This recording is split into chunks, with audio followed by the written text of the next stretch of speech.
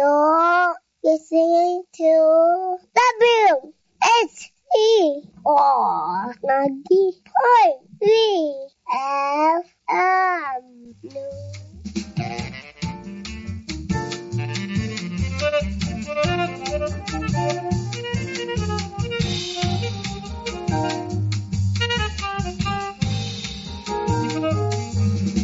I found out on my way to Harlem, Ellington, you don't live around here. He moved away one day, so they say, from Harlem. I can hear his echo still.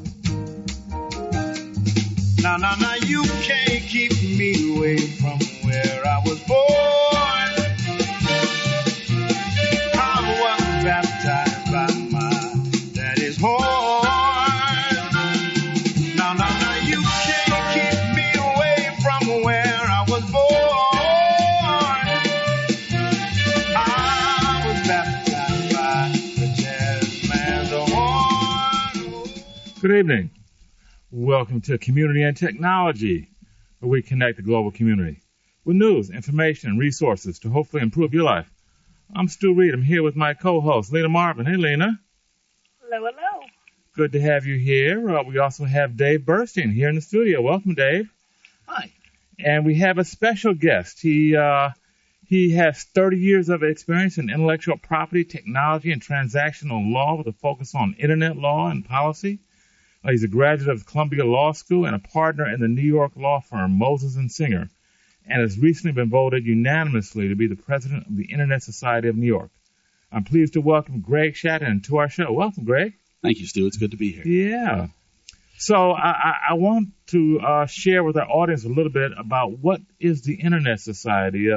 All three of us, Greg is now the president, has been for about maybe 6 months or so.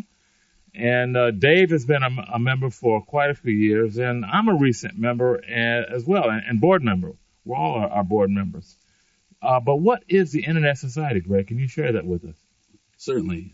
The Internet Society really exists at two levels.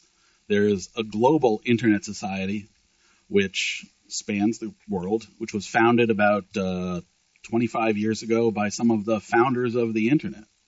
And then there are chapters of the Internet Society in various cities and countries all around the world.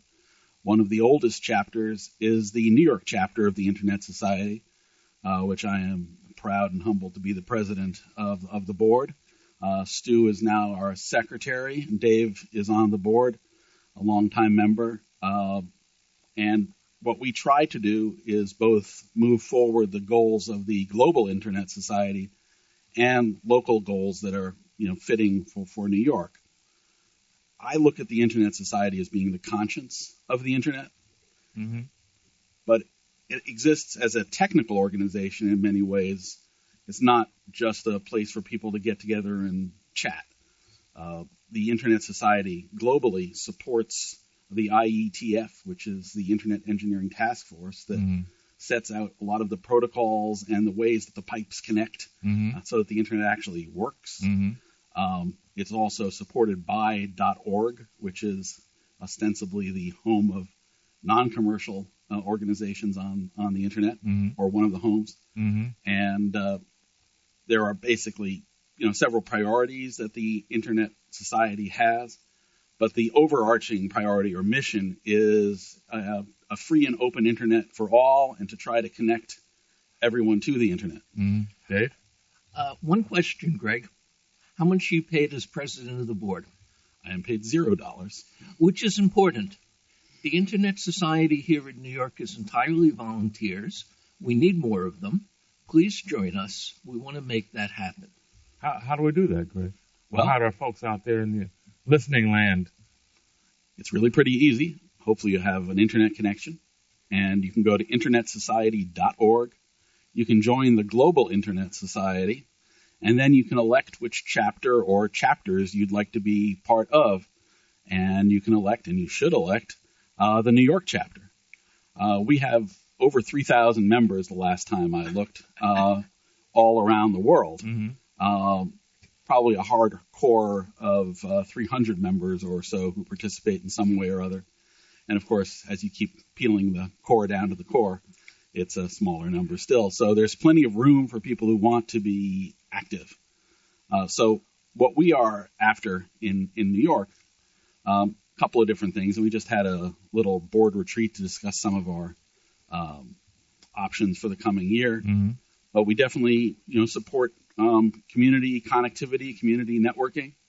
NYC Mesh is an organization that we kind of support and provide an umbrella for, and they are doing real live mesh networking in New York, mostly southern Manhattan and Brooklyn. So I don't know if there is any up in Harlem, but there should be. And of course, there are other things going on here. Stu, I think you could talk about that. Yeah. Well, we've talked about the stuff that our Streaming University project is doing here in Harlem and the South Bronx, providing streaming technology to community organizations, and there's also often companion Wi-Fi service as well. And we're hoping to connect more broadly with the Internet Society as well, and to have them come up and experience some of the stuff out here in the community, a lot of stuff in the public and affordable housing in particular. And we think that would be a good connection to bridge at least the conceptual divide between the folks downtown, the folks uptown, and a lot of the conceptual stuff that the Internet Society talks about with feet on the ground up here in Harlem. And I think that's what local chapters should be doing, is bridging those gaps and bringing people together. We don't have an army of paid employees. We don't even have an army necessarily of volunteers. But what we can do is use the kind of the goals of the Internet Society and the support that we do get in order to bring groups together, to partner with different groups and try to amplify our message. And the message that the global Internet Society has as priorities are a lot of relating to security of the Internet, security of Internet of Things. Mm-hmm. We're going to shut down the U.S. surveillance of the whole world? That's what people think of when you say security. They remember Snowden. I don't think so. You don't? Well, I think what the Internet Society isn't going to shut down. I would say the Internet Society is certainly for strong encryption and against surveillance. But what do we do about it? We live in the most effective surveillance organization in the world is the United States government. It's almost unbelievable what they do. The Chinese and Russians would love to do the same. They don't have the $43 billion or whatever we spend every year. What can the Internet Society do to reduce that? And I say that because when I talked to a group of Africans in development, they said one of the biggest problems in getting people in the Internet Society is they're afraid of being watched. So a lot of people do care. Absolutely. I think that what we can do is to provide a voice, to make sure that to provide support to those who are trying to protect against surveillance and protect encryption, try to help find that balance between privacy and security that so many find elusive. I think that there's an idea that you have to give up on privacy in order to be protected. And on the other hand, there's this idea that privacy should be an absolute. Privacy has to be proportionate, but on the other hand, we live in a society with far too much surveillance and far too much, government control, and it really goes back, and this is why I think of the internet of the Internet Society as the conscience of the internet, if it can be. The internet was set up by people just doing their own thing without government support, there was the ARPANET and DARPANET. DARPA funded the bloody Well, there thing. was that part, but it was at least it was intended to be. It started out with just two computers being hooked up together. So there's the idea, though, that it should be. There is the kind of the more grassroots ethos part of the internet. There are lots of different strands to what makes the internet today, and people have to recognize that the internet physically is a voluntary network of networks that almost could walk away from each other at any point if they ceased to agree. Did you see the news from Russia? No, I did not. Oh, they're moving ahead to set up an alternative route in case the United States and ICANN decides to cut them off, which almost definitely won't happen. But given that we have active sanctions in the Soviet Union, it's not crazy for them to say we need a system that's going to work if the U.S. government gets mad at us again. Well, we do need a system that's above and beyond the control of any government, and that's what is we aim for. With the Internet Society is a private organization, does not have strong government ties. I don't think it does. Dave, you seem to disagree. I've been involved in a lot.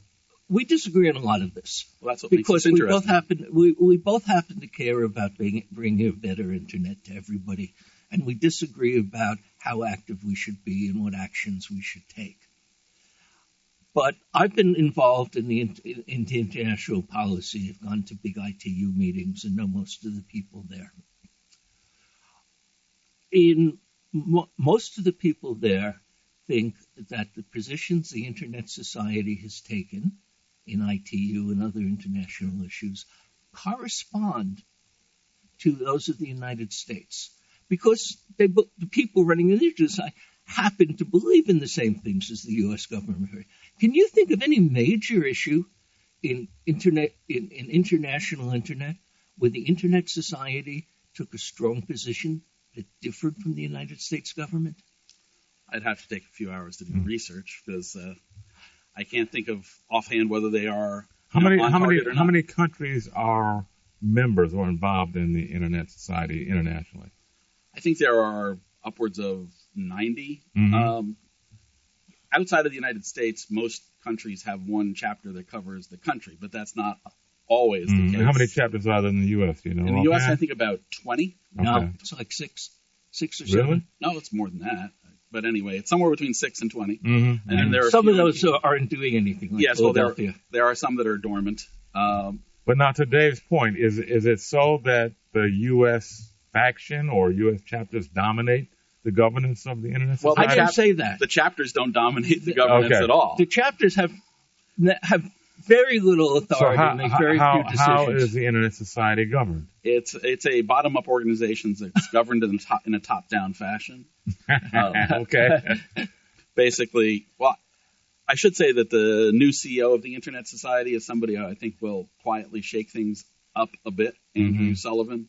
And he comes out of, a hard engineering background, but with a philosophy major in college. And I think, he will be subtly pushing the Internet And Society. he's U.S. based. He is U.S. based, but Canadian born. Okay. Which, there are a lot of Canadians hanging around, some you don't even know, in the Internet area. But in any case, the Internet Society is headquartered outside of D.C., and there is a tendency for there to be a fair amount of U.S. influence. But they have offices in Belgium, and they have folks scattered around the world. So it really is a pretty international organization. Except in making decisions on international policy, I actually can give you the answer to my question. Oh, you can? Yeah. Well, you're a lawyer. You know you shouldn't ask questions you don't know the answer to. I've asked the former head of the Internet Society, Kathy Brown, and the chief policy person, what's her name? She's out of the State Department. She hasn't been around since you got involved because she just had a baby. She's the vice president of policy and in charge. Same question. What's the question? How many major decisions has the Internet Society disagreed with the United States in international stuff since 2011, which is when I know the data? And they couldn't come up with one. I also asked Larry Strickland the same question. Encryption-related issues. The Obama administration was unclear on that and deliberately did not impose encryption. And I haven't seen the Trump actually doing more. So that was safe ground, and they had to do it. The Internet Society didn't want to do that. I came from the IETF. We couldn't resist. But it really – now, that doesn't mean that Kathy Brown took orders from her former employer. She was a Verizon lobbyist, and a very good one, and a very generous one, or the United States government. I've learned looking at Washington, and Stu, we've talked about this. the people who are making decisions that we disapprove of and think are ridiculous, like the FCC on net neutrality, are not people who do it for money.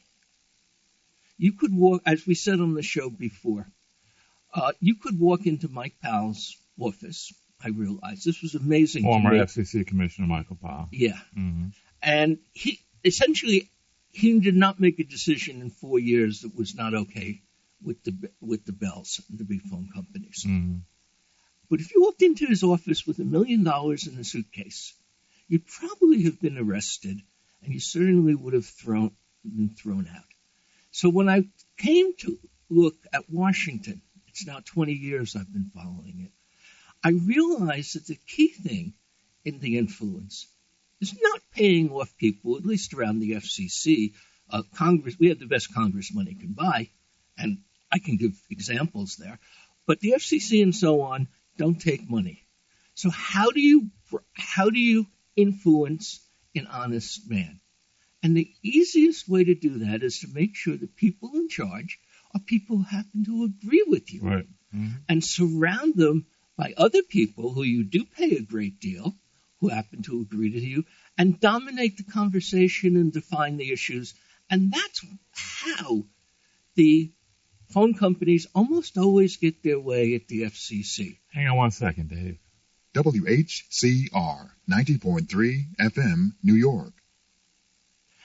And that's why it's very important that these organizations that should be international should reflect all the different views that are going to make the Internet whole and survive and last when we no longer have Surf and we no longer have most of the Internet members, most of the people on the Internet in the United States and Western Europe. Mm-hmm.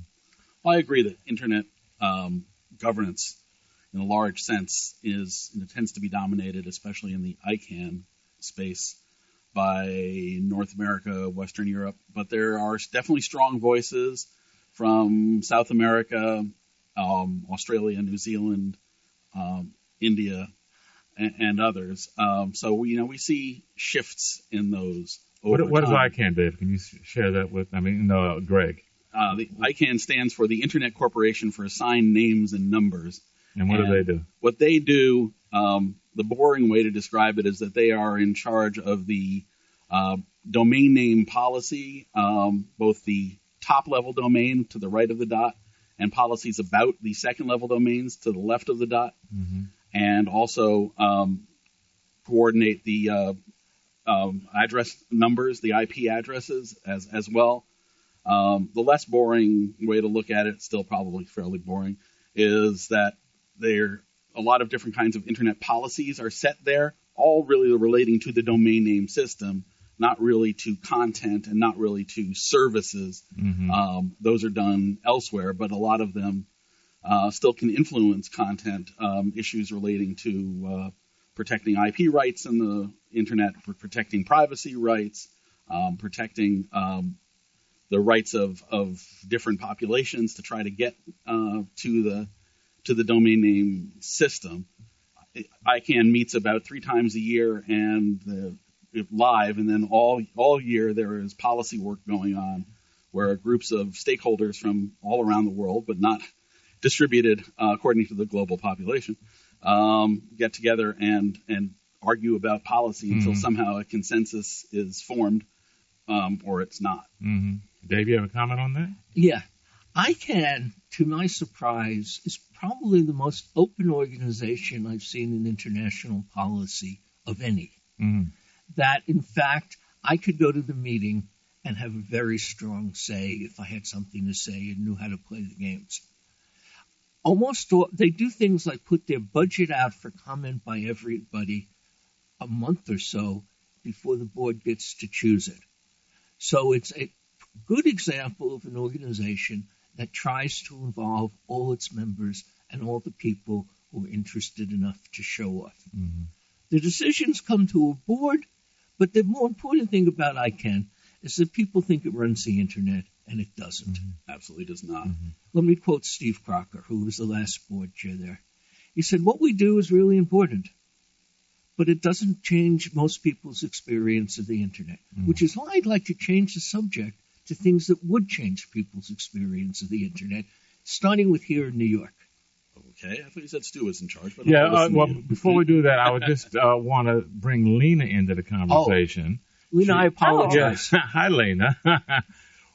Lena's been, she's a bit younger than us, if I can say that, Lena, about you. True. She's a millennial, but she's been involved in the Internet for decades, despite her young age. And I'm wondering, Lena, do you have any experience with the Internet Society? Does that resonate with you at all? Yes, we've interviewed them before. Okay. And the Internet Society should be crucial in this. It has $30 million a year that comes from those .org. Mm-hmm. That's more resource, and it calls itself an advocacy group now, at least one of their vice presidents does. So I no longer live in New York, but when I did, I actually got to attend a couple of talks at the Internet Society, and one of them presented an idea on privacy that kind of blew my mind, and I really enjoyed the deep thought and the communication and the resources that are provided. So it's a very cool organization with neat stuff going on. Well, that's what I hope that we can continue to do. And or again do. Well, we had some pretty good programs in the last year, I thought, and as well as a couple of nice cocktail parties. But I think what's important is to try to provide that platform to bring disparate people together and bring ideas out that might blow people's minds. And so, I've actually only been the president for 4 months. Oh, okay. Time flies when you're having fun. Mm-hmm. So I've got one more year at least to do it. So I think we really want to try to make the Internet Society New York chapter more relevant in New York. Mm-hmm. Whether it's to provide the glue between different organizations or different schools of thought, to help sponsor, co-sponsor events, to try to push again our conscience in the way, whether it's with the big internet giants who are now coming to New York in even greater numbers. How about the Amazon and Google just had big announcements about headquartering operations here? Yes, which I think changes it makes our job more important to provide a counterweight to kind of the voice of big internet and the walled gardens, and that's where I think we can take advantage of the changes here to try to bring more people together and to try to raise the profile of the Internet Society, which ultimately will hopefully bring us more live active volunteers. So again, if you want to join internetsociety.org, join the organization. It's free. And you can then join the New York chapter. It's also free. You'll get on our mailing list. You'll see all kinds of interesting stuff. Hopefully you'll have some good programs that you'll be interested in. Maybe you can volunteer. Maybe one day you'll be sitting at this microphone as the president of the New York chapter. It could happen to you. And that would be great because we really need the fresh blood. But you make us sound like vampires. Old vampires. Those are in Washington. We don't have any of those in the people we know in New York. But I support Greg in all the things he's talking about. I'm all in favor of great programs and since the Internet Society has a reputation, whether or not we live up to it, we can get almost anybody to speak. Vint Cerf, who's one of the people who started it, was at a recent meeting. I could call Tim Wu, who came up with the idea of net neutrality. And I've been suggesting... Or at least the name. The name, yes. I was actually fighting for it 5 years before and dealt with it on cable. But we have that kind of access. But when I'm in it because I want to get something done. I want to get more of the poor people in New York connected to the Internet by making it free or cheap. Stu, is that a good goal? That's a great goal. I think that's important. I think a great corollary goal, which is something that the Streaming University project is very much involved in, is helping folks have the tools and applications to, okay, we got the Internet. What do we do with it? How do we use it to improve our lives? I think that's a a really critical piece. A lot of folks that don't have internet that we work with, the first question is, why do I need it? What do I use it for? And until you show them applications and services and how they could use it to improve their life, they may not even seek it out. That's one of the hurdles, and I think a big one. I think that really points out why the term digital divide is so relevant and meaningful. When you're on the other side of the divide, you don't even know what's going on. You don't know what you're missing, for better or for worse. You don't have the problem of internet addiction or having your information stolen on the internet, but you also are missing out on being part of the fabric of life that has now become, almost inextricably intertwined with internet access. And so crossing the digital divide is a huge educational step. And the fact of the matter is that the digital divide isn't just in the global south or in developing countries. It's all over New York City. Right here in New York City. Yeah, roughly half of folks that live in public housing, of which there are almost 500,000 folks, roughly half of them have no internet at home. And if you just look at the effect of that on school kids being able to do their work, do their research, I mean, yes, you should get to real books, but, we can all attest to the fact that we look at a lot fewer real books than we used to. Because the internet is there with huge amounts of information. And as a professional librarian, I am also wanting to point out there are ebooks that are available, and getting to research what you need computers. Libraries know that. That's why there's computers there. But if you have them at home, your homework becomes easier. You're not on a deadline of getting it done before the place closes. Yeah. Right. I think that's an important point, Lena, particularly for a lot of the market that where I work and my partner Doug Frazier works. There's a huge use of smartphones, which is great. We find that folks of color, Black and Latinos, adopt the smartphone technology in greater proportion than the rest of the population, which is good because the smartphone gives you access to so much stuff, but you can't do your term paper. You can't do the really in-depth research that you're talking about, Lena, without having a more sophisticated device, i.e. a computer, and internet at home, not just while you're out in the street walking around with your smartphone. So part of what we need to do is keep people honest, including speaking truth to power, to get the internet out across the digital divide, because that divide is not just unique to the internet. It involves a lot of other. Yeah, I mean, there's an economic divide that is, I think, probably under the underpinning of all that we're talking about. Right. Yeah. And we could veer off into economics and sociology and politics here.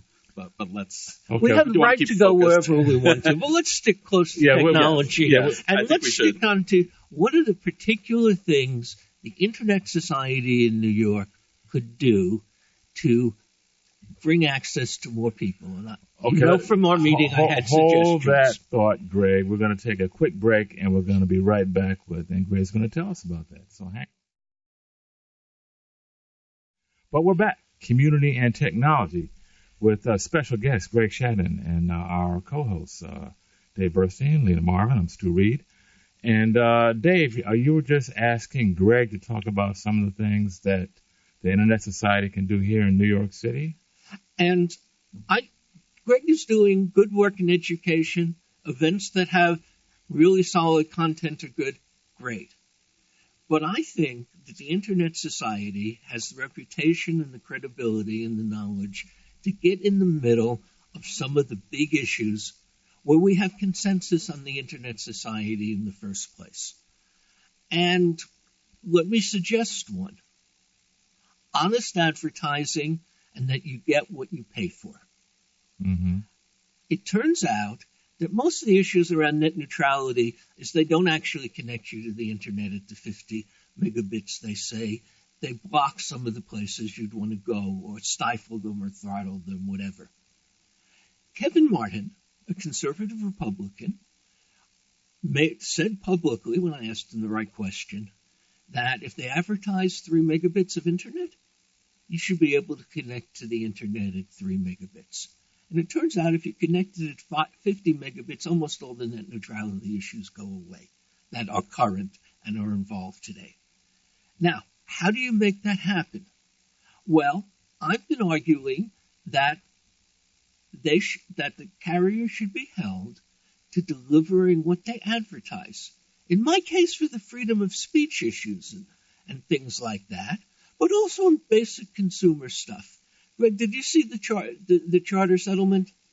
I've seen some things about it. I haven't read the settlement itself yet.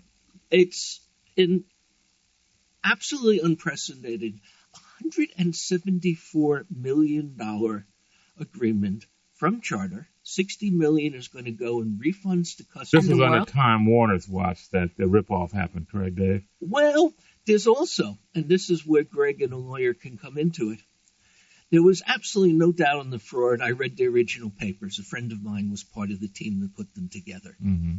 They were doing things like saying you have a 200 megabit internet and giving you a modem that couldn't go faster than 50 megabits. Right. And when you complain, they say, oh, you just don't understand, Mm-hmm.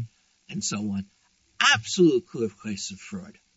In England, you now can't advertise internet speed unless you get it to at least half of your members. Mm-hmm. Germany is coming up. I think in Germany you have to give the average speed as well as the total speed. Is there any such regulation here in the U.S., either federally or locally, or state? Yeah. Oh, Greg can tell you all the limits of Right. it. There are whole layers of regulation, both the city, state, and federal level. But, of course, the issue is how do you hold companies' feet to the fire? Mm-hmm. And, consider the fact that while we're here talking about megabits, there are parts of the world that we New Yorkers think are less sophisticated and advanced than us that are putting in place gigabit internet. So we have a bigger issue as well, which is Every how do we home keep in up? New York should have the option of gigabit internet since 2014. An agreement made by Verizon that they would offer their fiber, which now is a gigabit, to every home in New York. They made that deal because New York City said you can't get a TV franchise without going along. The politicians did the right thing here. And then a few years later, Verizon said, forget about it, sue us. And they've been tying it up for 4 years. Yeah, how do you hold a $200 billion corporation's feet to the fire? I think Well, that's one of the the real things question. we can do as a grassroots organization, which is essentially what we are, is to find and partner with other organizations that are already trying to deal with this issue, find our local politicians and community activists who are working on this, try to bring people together, probably try to have an event where we bring together folks and we can have both elected officials there and we can have people who are fighting the good fight on this come together. We can try to put some sunlight on this. I think that we can use what the Internet Society has, which is a reputation and it is access to people and places and some money when we need to make something happen, and ultimately try to put a voice forward and challenge the kind of the big the corporations. Even if we are a small organization can make a big noise, and more importantly, it can orchestrate a lot of other individual noisemakers into an orchestra of noise, which can't be missed. And you look for the right public official who is excited about this. Everyone likes to have a good thing to sink their teeth into. So whether it's the city controller or the public advocate or one of the local assemblymen, state senators, whoever it might be, borough presidents, you just got to find out who is excited about this. Give them support, and put them in touch with both the people and with the big bad wolves that are on the other side of this issue. Dave? I actually had this conversation with the new congressman from Harlem, who said... Espriat? What? Espriat, Yeah. Who said, we have a fiber desert in Washington Heights. And when I wrote that up, I changed it to Upper Manhattan so that people didn't think it was a racial issue. And he cares about the people who aren't Dominicans in his district, too. He cares. Mm-hmm. Doesn't mean he gets everything right, but he cares. We could go to people like that, and what I would want to do is mostly educate them. That Verizon has 3 lobbyists who call on every congressman and their staffers on a regular basis. They have slews of academics and think tanks who are writing and talking about all these things. They have hundreds of people writing submissions to the FCC and in the law. They dominate the discussion. Mm-hmm. And something that I think is natural for the Internet Society to do is simply educate the people on the facts in as accurate a way as we could. Another example on that, which we don't have to go into, is what's happening on the Sprint T-Mobile deal. Most of the people in Washington making that decision don't understand that what they were putting out as the technology and the rationale doesn't hold up technically. And this is a 5G 3-cart Molly that you've been talking about in recent weeks, Dave. And it turns out that the recently upgraded 4G does almost everything they said the 5G will do. Mm-hmm. So we don't have to allow benefit. And there's good academic data that it would cost probably $10 to $20 billion a year. Dave, T-Mobile is a foreign corporation, is it not? T-Mobile is controlled by Deutsche Telekom. Mm-hmm. Sprint is controlled by SoftBank in Japan. Also, they're both foreign corporations. Yeah, and we can get into that, but I want to take advantage of Greg here talking about the things where Greg Take advantage of me in what sense? That you can tell us some things because you know a lot of these things, some of which I don't know. So I can tell you the T-Mobile technology straight from their number 2 technical person, but Greg knows some of the issues that I don't. This is true. Although, let me shift the focus just a little bit. Mm-hmm. Because in talking to the average person, for those who are on the side of the digital divide that has access, they view the internet as an appliance in a lot of ways. It's something that it should work like a refrigerator. It keeps things cold. It opens. It has a light. And after that, it's a complete mystery. So we're talking about 4G versus 5G and fiber and all these things. Let's do that another week. We have Greg here this week. That is that to some people that's kind of my eyes glaze over territory. Mm-hmm. So it's important to recognize these are not 2 separate issues, though. You have to bridge a gap, which is you have to educate people who want that appliance to work about what's really going on, some of which can be rather ugly politics or ugly technology or technology hanging on, or on the other hand, really beautiful technology that's available and maybe isn't getting to market or isn't getting into this market. So you have to understand that there's not 2 separate camps. The I want the internet to work camp and the I'm going to worry about, the differences between optimized 4G and first gen 5G. They need to talk to each other. Mm-hmm. And you need to take enough of the understanding of the secret sauce of the technology and get the people who are just want the internet to work excited and to understand one of the reasons the internet isn't working for them as well as it could isn't because the internet doesn't work as well as it could. It's because stuff is not getting out there that should be getting out there. Mm-hmm. And that there are a lot of things that people need to know about what's happening due to politics and due to, various corporate action, inaction, and the like, that is keeping the internet from, moving, to where it should be for everybody at speeds at which everybody can enjoy, access, on an unthrottled, untrammeled way. Mm-hmm. Let me bring in Lena, because I don't know her opinion on this. Sure. Whole lot of people will say, oh, you could talk to the congressman. Nobody's going to listen. You can educate people with a lot of facts that are really important. It's not going to make a difference in the power. You've been and done a lot of things in your life. Are there a reasonable percentage of the politicians who will try to do the right thing if you can explain it to them and it's clear? Sure, I don't know what they're you're not being bribed too much and they're not holding biases against the people they're representing. I mean, yeah, I have a master's in history, so these are very hard questions if your scope is too big. Sure, I'll go with sure. I mean, I hope so. I'm sure there's some. We can argue about whether it's 15% or 65%. I'm reasonably optimistic at this point with some of the changes. I think there's a new set of fresher blood in New York City and state politics.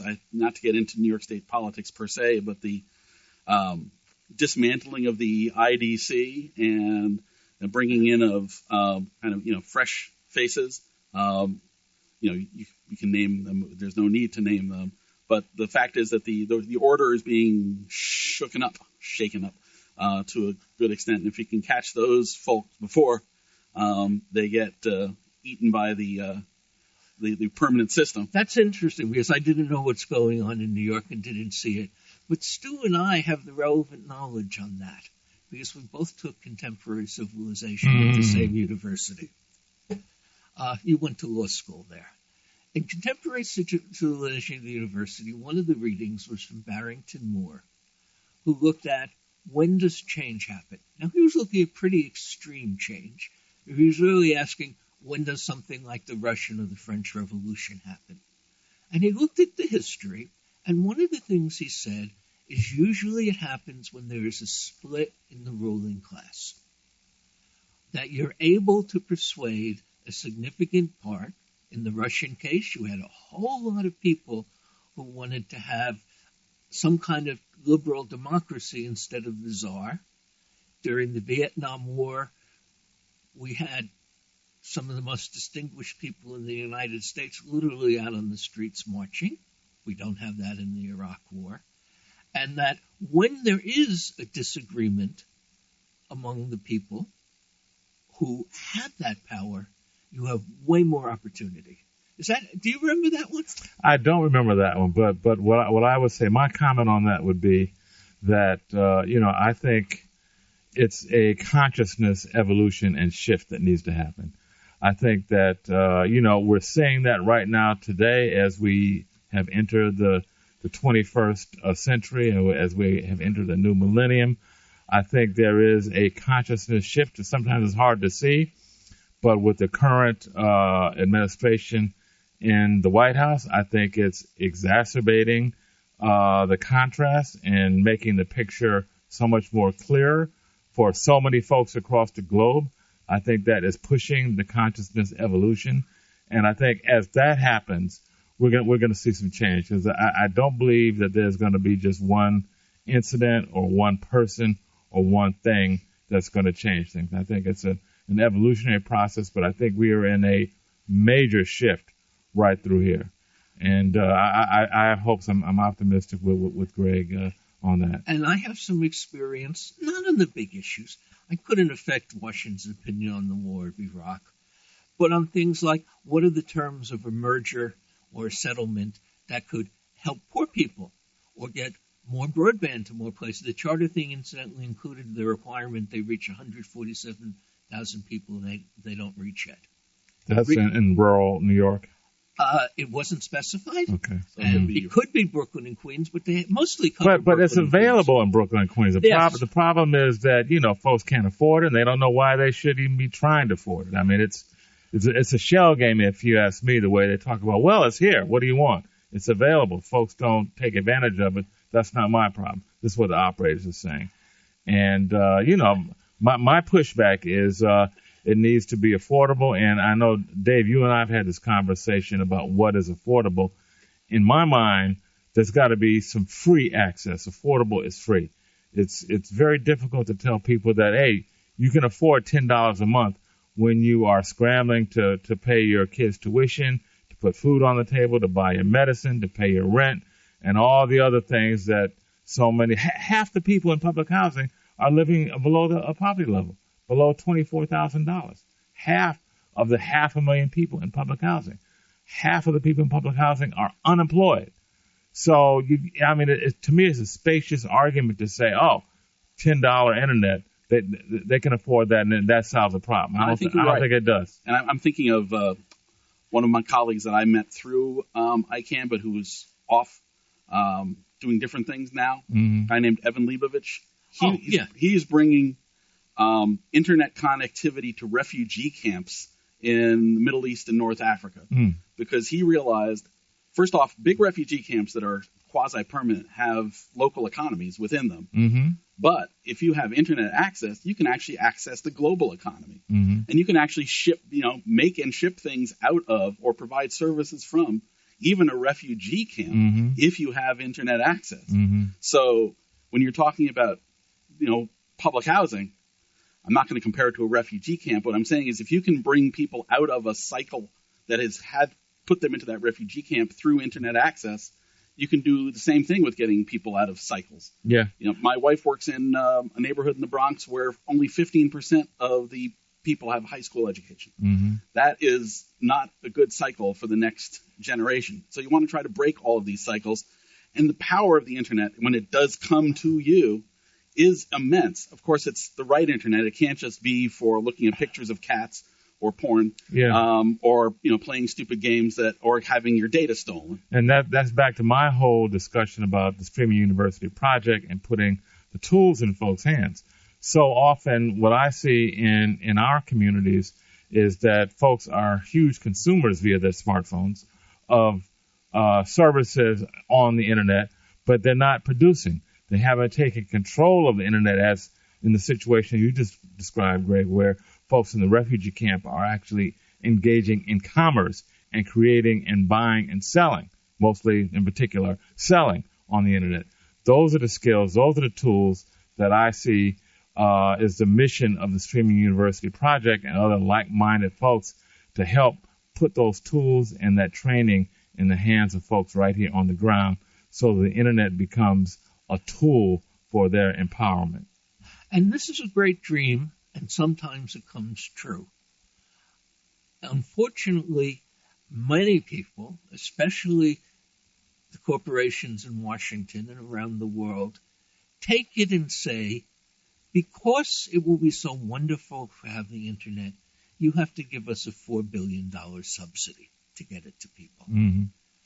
And that turns out to be typical in the United States Universal Service and common in many other parts of the world. And the other thing is, I've seen the kid coming from the projects in Long Island City, working with the community network I was volunteering for. It was the old Dorsey Embassy. And they did some training, and they connected people to the internet for free. Just had to buy a modem. And about 6 years later, I bumped into the guy. He had a good computer job at Merrill Lynch. So it definitely can help some people. But the folks who think that it is the major lever that's going to alleviate poverty haven't looked at the data. I've looked at the international data on it, and it's a factor, but it's a small factor, and there are a lot of things. Yes. I mean, at the end of the day, the internet is just a tool.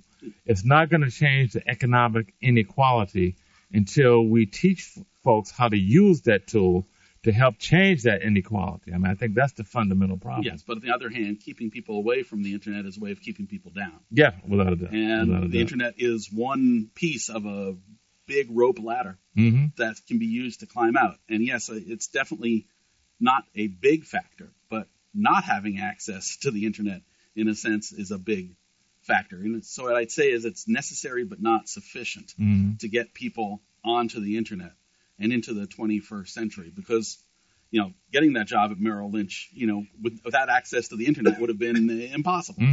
And when it's funny you mentioned Long Island City, since that is where Amazon is putting 25,000 jobs and promising to, bring some largesse to the Queensbridge houses, the biggest project in the city and maybe even the country. That's right off their doorstep. It is the biggest in the country. And so that's an example. So maybe a lot more kids from Long Island City can break out. But even that 25,000 is a drop in the bucket when you look at the population here in New York City that is underemployed, unemployed, very low income. And those 25,000 jobs, some of them may be entry-level, trainable jobs, but a lot of them are not going to be. Right. So they're not going to benefit, the guys on the street. The guys on the street, the guys, getting out of high school and or maybe some college. We got about a minute left, guys. Well, Dave, let me you have take some the parting minute thoughts? for something that I should be saying, the pie stuff. We've criticized the FCC on a whole lot of things. We haven't called them corrupt. We've just called them wrong. Mm-hmm. They did something very right this week. Under the leadership of the chairman, they put out an NPRN in order to free up. They went for the process. Notice of proposed rulemaking. They started the process to free up 800 megahertz of spectrum, around 6 gigahertz. That would double what's unlicensed and potentially available for Wi-Fi. It will probably go through.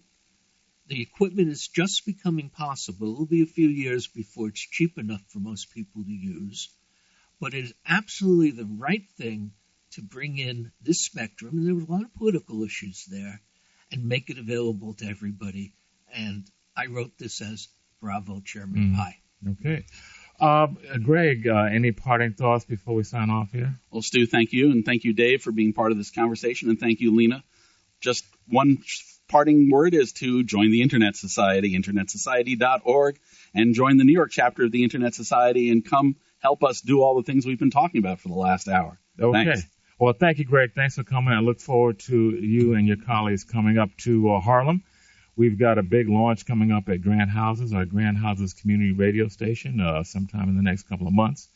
And we'd like the Internet Society to be a big part of that. I'd love to come back. I grew up about 30 blocks from here. Okay. So. And I grew right by Grand Houses and used to go play basketball there all the time. There you go. And I'd be the only white guy in the gym, but I wanted to play, and it was the nearest hoop. Okay. Well, thank you all. Thank you, Lena. And, have a great one. Okay. Happy holidays to everyone. Have a great holiday, and we will be back next week. We're going to have Shuli Halleck on, former director of the New York City, of the New York chapter of the Internet Society, and an activist in technology and the arts. So stay tuned for news at the top of the hour with Brother Bill, followed by Harlem Jazz with Tammy. You're listening to WHCR FM 90.3.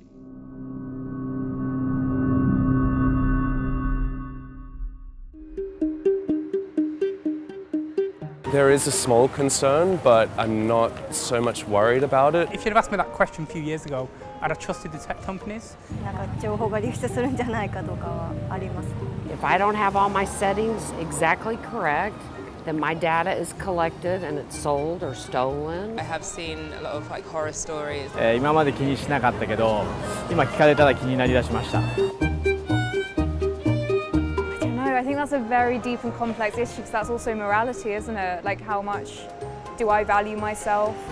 お金払ってでももし危ないんだったら守りたいです。In today's world, how do you make something totally secure?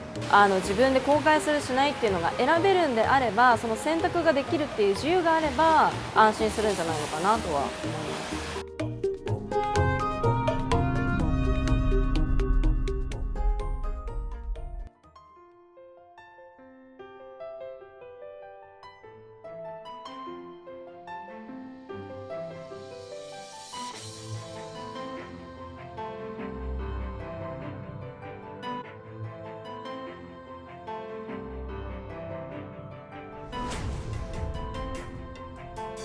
The Online Trust Alliance is an Internet Society initiative. OTA's mission is to enhance online trust, user empowerment, and innovation through convening multi-stakeholder initiatives, developing and promoting best practices, ethical privacy practices, and data stewardship. The Internet Society as a whole has 4 key initiatives that it's involved in this year, and this is emblematic of the first, which is security and the Internet of Things. With all of this data, security is a big issue, and security is usually defined as confidentiality, integrity, availability, and more recently, resiliency. American legislators, American executives are saying, Europe has a good idea. What a concept. Foreign law is something we can adopt. This is a sea change. This has been the pushback in New Jersey, the give and take. Are we creating regulations that can help business grow, or are we getting too close to the line where it's going to interfere? I think we can accomplish something that will allow the IoT industry to thrive and grow and develop and still be good stewards of people's personal information. So over the past 3.5 years, we've developed a framework. It was first released in early 2016. It's gone through a few revisions now. Has 40 principles of what should be addressed by manufacturers in their offerings. And this does cover the devices, the apps, and the back-end services. So we call our campaign, if you want to think of it that way, of advocating for better security and privacy in IoT, trust by design. We sort of roll security and privacy together into trust. But these are some resources that we've created and kind of under two different brands here, you might say. But the principles are in the upper left there. There's a summary version of it. Then there's the full list of 40. We did a smart home checklist, like if you're a consumer, what should you be thinking about? Earlier this year, we released a enterprise IoT security checklist. And then finally, we have an IoT security for policymakers white paper. There's some other papers coming here soon. IoT security and privacy is all of our responsibility because we all have a role to play, whether we're a consumer, manufacturer, policymaker, and anything else in between. And how can you get involved? So you've heard me talk about trust by design and these principles. I would encourage you to download and look at this framework and just get an idea of what's in it. So that's it. Thank you for your attention.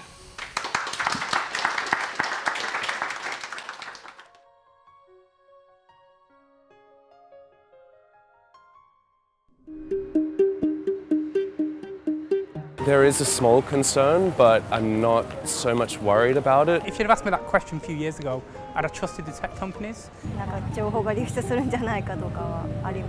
If I don't have all my settings exactly correct, then my data is collected and it's sold or stolen. I have seen a lot of horror stories. 今まで気にしなかったけど、今聞かれたら気になりだしました。I think that's a very deep and complex issue because that's also morality, isn't it? Like, how much do I value myself?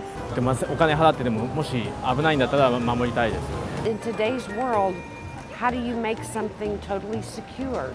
自分で公開するしないっていうのが選べるんであれば、その選択ができるっていう自由があれば安心するんじゃないのかなとは思います。